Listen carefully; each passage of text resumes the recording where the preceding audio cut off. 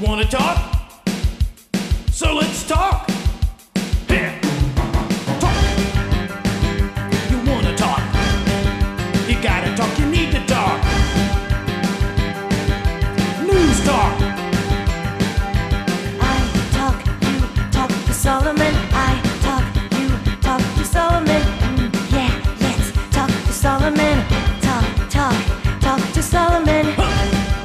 You gotta talk. You want to talk. Good evening, everyone. This is Talk to Solomon. That's me, Stan Solomon. Thank you for joining us. We try and cover topics that are important, that are salient, but most importantly, are, what is the word? Worthwhile, worth your time, your consideration. We have such a topic today. Kim Ketola is our guest. She's an author. She has a website, and she's talking about unborn children that are not given the opportunity to breathe, to live their lives, to have their ups and downs, and it concerns her. It concerns me. I hope it concerns you. Kim, good evening. Thank you so much for having me. It's nice to talk with you tonight, Stan. It's always a pleasure to have someone who actually knows the difference between a human being and a tissue mass. And I didn't always know that. You know, I took that bait from the vendors and defenders of abortion who say it's just tissue. I made that fatal mistake when I was 23 years old and learned the hard way that, we can make a choice, but we can't choose our consequences. And by participating in ending a life, I didn't have peace. I didn't have peace with myself. I didn't have peace in my relationships. I didn't have peace in my work life, which is the primary reason I chose abortion, to protect a career. After my fiancé said that he wasn't on board with the pregnancy. And it took me 23 years to reconcile what I had done. It was one of the worst, of course, decisions of my life. It's interesting, you were 23, and again, some people believe in God, I do, but you took the first 23 years to get to that point, and it took you another 23 years to recover from that point, right?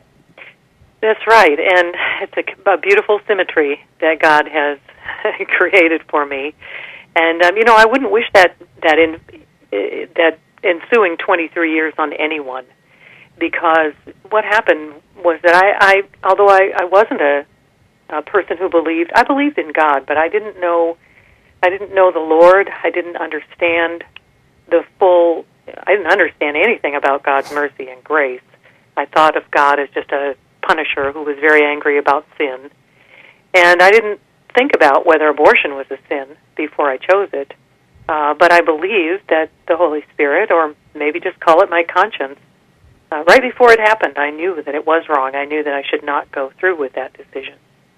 But I felt so utterly alone and so rejected by the people who should have been supporting me that I really felt I had no choice. And I think that describes the majority of women who are entering into abortions today. There's research that shows 2/3 say they would not have chosen it if they'd had support from a parent or a partner.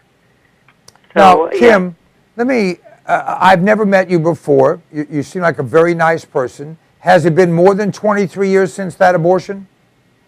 Yes, I was redeemed and saw the truth of God's forgiveness meant for me personally on the cross, and he even restored the relationship with my lost child to give me to know the truth that even though we as parents have rejected them, he receives these children into heaven. And that happened for me in 2001. So he called me to be a truth teller about abortion, and for the last 12, 13 years, that's what my purpose has been. So, bottom line, you're not a kid anymore. You're a lady that has basically gone through a big part of life, and you spent the early part of your life in the fast lane, and then took you a while to see that there's a more effective or more loving or more comfortable or more whatever fulfilling way, and now you've written this book, Cradle My Heart. You have your website, cradlemyheart.org. You've talked to a lot of people. Now, here's my question. One, and this is going to sound a little mean. I don't mean it to be, but what is. You're saying that you now understand that God accepted your child, even though you didn't. God took that child under God's arms, and that child is there.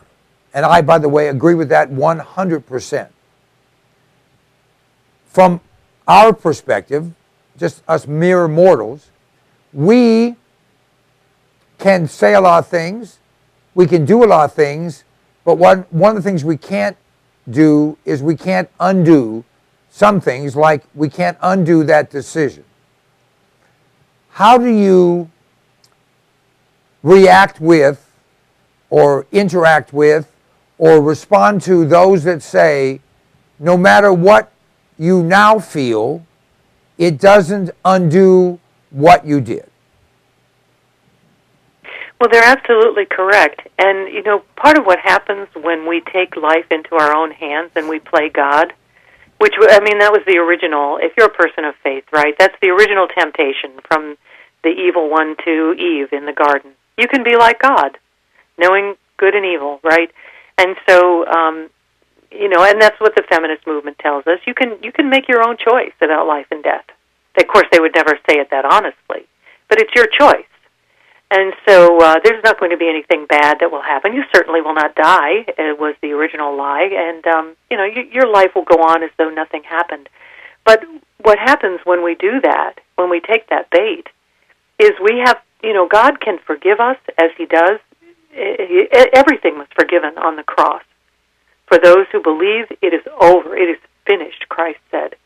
But we still have to live with the earthly consequences. I have to face the fact that I was a coward and that I put my interests over the life of a defenseless child. Was I prepared to become a parent at 23 in 1978 as an unmarried woman? No, I wasn't. But that doesn't mean I had to destroy a child. There are other options. There are always other options. And so, in God's mind, there is no question that we can be forgiven. And what happens is that Christ makes us someone we never were. He makes us new, as the Scriptures say. So I'm not who I was, and He's enabling me to make life-giving choices now. But the fact remains that, it affected my parenting. I lost my first marriage as a result of the unresolved grief. I had no peace in my career as it unfolded, even as I continued to succeed in my radio career. Those are consequences that I couldn't choose, and that I've had to work my way through. And with God's help, I do have peace, and there is hope, and there's joy in my life. But that you've had to work for those things, and still, I can still enter into feelings of grief of missing my child. He'd be 35 years old this year, and I miss him. I'd love to know what God actually had in mind for him had I not made that choice. Kim, do you have other children? I do, and by God's grace, they're healthy and well-adjusted young adults. My son is 29, my daughter is 26, and I also have 2 stepchildren. I'm remarried. My husband and I have been married for 20 years. Do you talk with your children about what you did and the ramifications? Yes. My daughter found out accidentally when she was 15, and it was quite a traumatic revelation to her. Teenagers at that age still need to look up to their parents, and it was a shattering reaction for her, and I think like many children who learn that a sibling has been aborted, or a half-sibling in her case, an existential guilt arises. Well, why am I alive? Why did you choose to let me live? And if you'd had that child, would I still be here? Would you have a different relationship? Would you have married Dad? The fact of an abortion and the fragility it makes their lives so fragile. It can be a very big crisis for children when they learn that they've had an aborted sibling. Her brother's reaction was different. Children are all individual, but yes, we do talk about it. And one of the things that I try and do through my work to help people choose life and not abortion is to talk about, how to have these difficult conversations, not only with our children, but it's difficult to inform our parents. It's difficult to inform our spouses if they weren't aware of this. Having conversations about abortion is very important, but it's a very delicate and sensitive operation. How do you interact with people who are on the other side? And when I say how, there are people that you know, that I know, that all of us know, people that we like. They can be relatives, they can be co-workers, they can be members of organizations, perhaps not of our church, but of other things, and yet they are comfortably, confidently, and in some cases stridently on the other side, therefore, quote-unquote, a woman's choice. How do you deal with those people? It's a great question, because really our culture is a default feminist worldview, especially on this issue. And, a feminist worldview is not entirely compatible with a Christian worldview. And so what I think happens is, and I think that the church is still in reaction mode to the feminist worldview, playing defense and trying to answer charges about women's rights, and that gets it all wrong. What we need to do is we need to stand on the truth of God's Word, which is written on our hearts. You don't have to be a Christian to understand the truth that life is precious. I mean, the evidence in that Kermit Gosnell trial of seeing those children fully formed, viable babies that had been deemed disposable by this doctor, it didn't change the fact that they were fully viable, fully human beings, simply because he disregarded their humanity and treated them as disposable. And so what we have to do is we just stand on truth.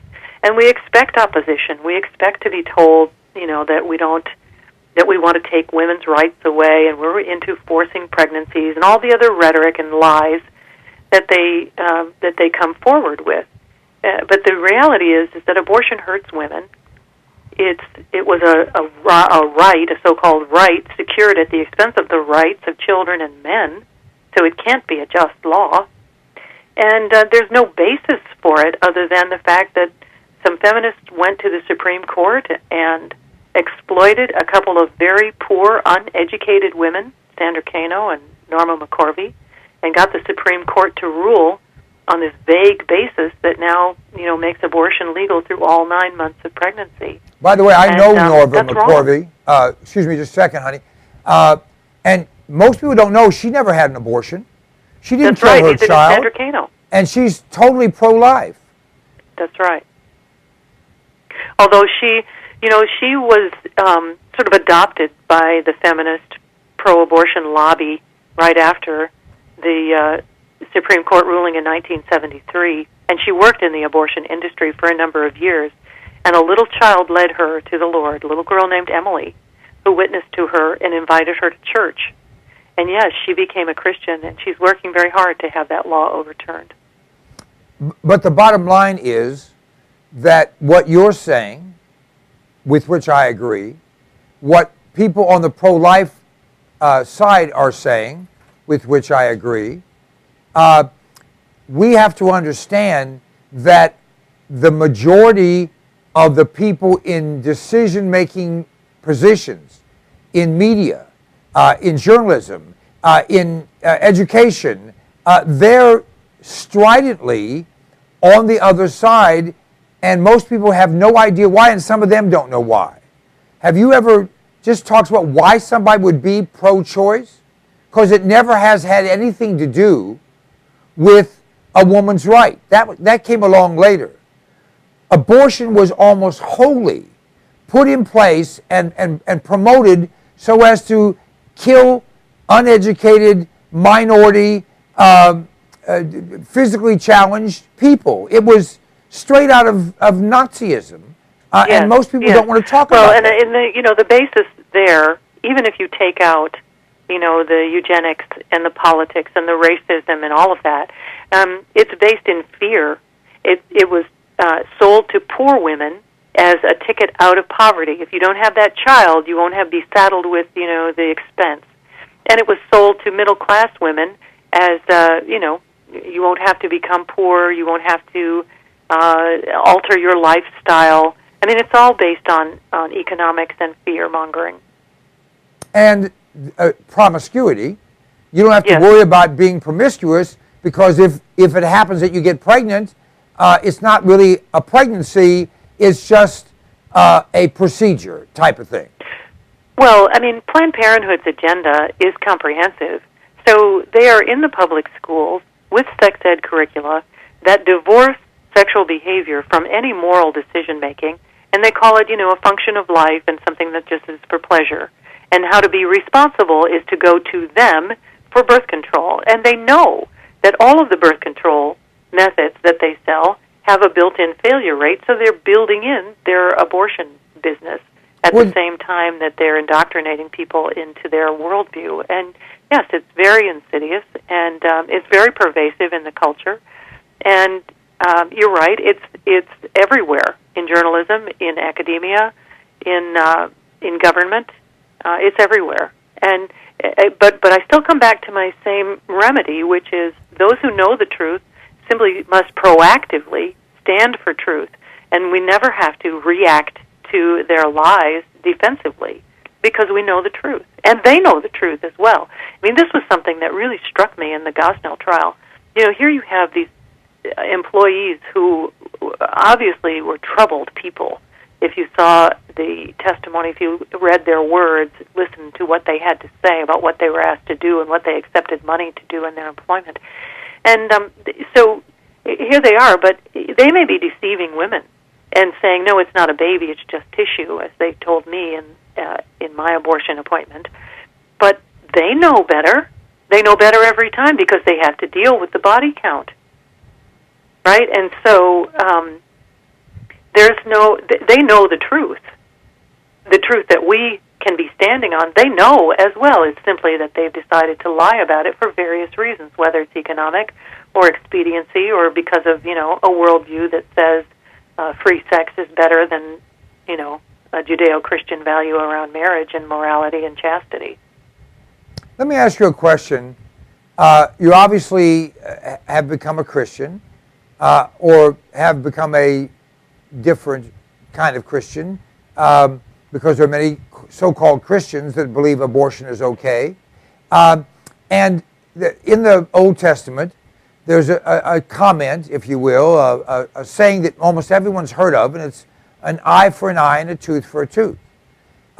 Most people don't know that appears in Exodus, and that it refers to killing an unborn child.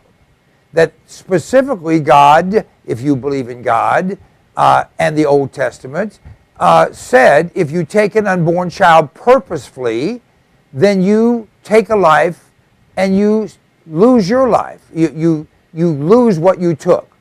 Now, I've talked to many a quote-unquote Christian that is on the other side that says to me, oh, Jesus changed all that.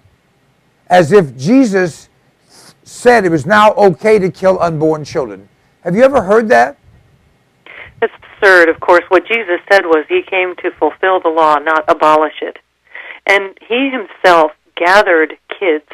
He said, let the little children come to me. And he said, unless you become like a child, you will never enter into his kingdom. So there's no second-class citizenship for children in God's economy, and there's no justice is still going to be served. There's a day of judgment coming for every person, and one day everybody's going to acknowledge that Jesus has every right to judge all of us. For some of us, it will be too late because we rejected him before we died, according to Scriptures. But the idea that everything changed when he came, and now we have some sort of free, cheap grace that allows everything. I had someone argue with me that, well, because he gave us free will, abortion isn't wrong. We just get, we get a choice. We can exercise our free will. And, I mean, it's a terrible flaw of logic that leads people to think that way. I mean, if a parent says to you, here are the keys to the car. Now, if you speed, you're going to lose your driving privileges, but I'm giving you the keys. They didn't condone you speeding. They're not responsible if you crashed the car and killed someone. That's on you. And so for people to say, well, Jesus is condoning, the taking of innocent lives, that's a blasphemy against his very character. In what situation can we imagine a pregnant woman in any sort of desperate circumstance, including rape, incest, counseling with the Lord and him saying to her, yes, the best thing for you would be to get rid of it? Anyone who knows Jesus Christ knows he would never say such a thing, and such a thought would never enter his mind. Absolutely true. Now, let me ask you about your book, Cradle My Heart. Talk to us about what motivated your writing it, and, by the way, how people can get it. Thank you for asking about it. This book also was the inspiration for a live Sunday night radio program where we have guests who talk about the theology of abortion. We have women who tell their stories of their redemption, many stories very different from mine. And many of those stories or similar stories are told in this book. I traveled with Ruth Graham, Billy Graham's daughter, in a conference ministry for 3 years. And, when you take such a complex problem as abortion and you're confronted with, having to try and give someone a healing process or start them on the healing journey in a short amount of time, like a weekend conference, what can you do that really will be meaningful and beneficial? And for me, the answer was to point them to the ministry of Jesus Christ as he healed people for all sorts of life issues. And so that's the material that's reflected in the book. I take the stories of people, real people who encountered him and walked away changed from, again, lots of limiting problems in life, and some of them related to their sin, some of them related to things that had been done to them, because, yes, many women are coerced into abortion, and many women have that choice completely removed from them. And, of course, the remedy here is to forgive everyone involved. And it's a triumph of the Spirit when women are able to accomplish that, because the devastation of being forced to abort a child you love by a man that you love, I can't think of any worse position for a woman to find herself in. So it's stories of people who really were able to resolve the pain and the heartbreak of abortion in their own lives, as well as just discipleship, to learn about all the benefits and the promises of our faith when we become followers of Christ. All right, the website is cradlemyheart.org. Cradlemyheart.org, folks. I highly recommend you go and peruse and see what's going on. I can't thank you enough in many ways for saying I am a bad person who became a good person with God's help. Because even though God loves us all, there is a downside for doing the wrong things, and God gives us an upside if we opt to take that road. I can tell you many stories, I won't bore you with them, but I can tell you that there are, unfortunately, millions of women who have made the decision to not kill a child, but to kill their own child. And that, in and of itself, is so hard to put into words, because it's one step, a small step away from killing yourself. And in many ways, it is killing yourself. And we only have a few seconds left, but just a quick thought. Thank you for that. You're right. Abortion for me was a coward's choice, but God has made me brave to tell the truth and to stand with Him to defend the defenseless. And children need our love as parents. And if you find yourself in a pregnancy that was unintended and that seems desperate, choose life. The Pregnancy Help Movement is the answer, offering true alternatives to abortion. There's no one who ever needs to choose abortion as problem-solving as I did. Thank you so much. God bless you, and we'll look forward to having you back. Oh, I appreciate the opportunity. Thanks so much for having me. Good night. Stay tuned, folks. Dr. Alan Keyes will join us in just a bit.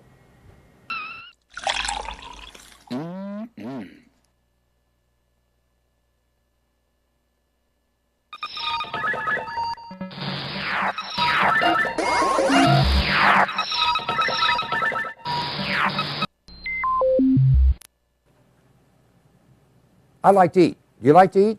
We all do. And usually we run to the grocery store, we run to the convenience store, or we have something in the fridge. But power's been out in parts of this country in the last few weeks.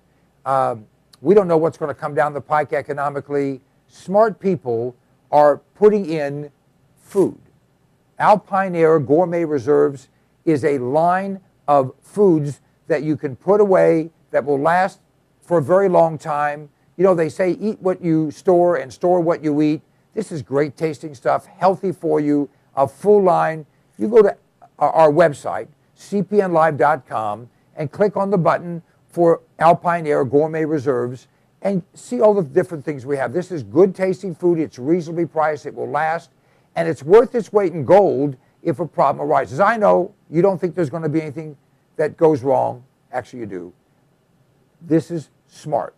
This is smart insurance. This is smart preparation. This is smart thinking. You have kids, you have a spouse, you have parents, you have dependents, you have an appetite. All those things can be addressed by a frugal but smart investment in Alpine Air Gourmet Reserves. Try them out. You will be tickled to death with the taste of them. You know what? In many cases, people start to eat this and they think, heck, this tastes better and costs less than what you're going to the grocery store to buy. cpnlive.com. Check it out.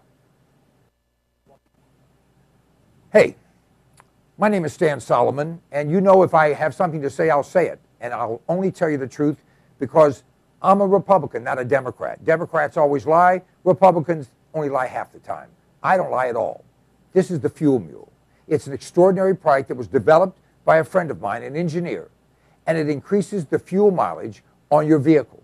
If you have a combustion engine, this will increase your mileage by 10 to 20%. It bolts around your fuel line. You can install it yourself or have your mechanic do it. It is an extraordinary item and it flat works. I've been using it for more than 10 years. It's increased my mileage on every vehicle I put it on, and by the way, it will last forever. You can get rid of your vehicle, just take it off and put on the next one. Go to cpnlive.com. You'll have more information there. You can order it right there. We absolutely guarantee you'll be satisfied. The Fuel Mule. It's a way to kick down your cost of fuel and kick up your mileage. Don't you love the name? I thought of it. The Fuel Mule. Let me ask you a question. Do you like being sick? I have in my hand an incredible product. It's called TR10 Supercolloidal Silver. TR10 stands for a trace to the negative 10th power. The particles in this silver product are 6 to 8 angstroms, 6 to 8 10 billionths of a meter. Now listen to me. Silver has been the magic bullet for all of human existence. The Egyptians used silver instruments. We use silverware. They put silver in your teeth because nothing can grow on silver. Silver will kill anything but liberalism. I'm working on that. This product, you go to cpnlive.com, buy 1 quart of this product. It will last you for a very long time. Anytime you feel like you've been exposed to something bad, take some of this product, spray it in your mouth, or take a little bit and gargle it, swallow it. It will kill any pathogen. The average antibiotic kills 10 to 20 different pathogens. This product will kill 700 plus. Do yourself a favor, do your family a favor, do your doctor a favor. He's tired of seeing you. Get Supercolloidal Silver. Go to cpnlive.com, order the product. It's $29.95 plus shipping. I think it's $39.95 delivered any place in America right to your door. It's worth 10 times that. Check it out. If you're not 100% happy, just return it and we'll give you your money back.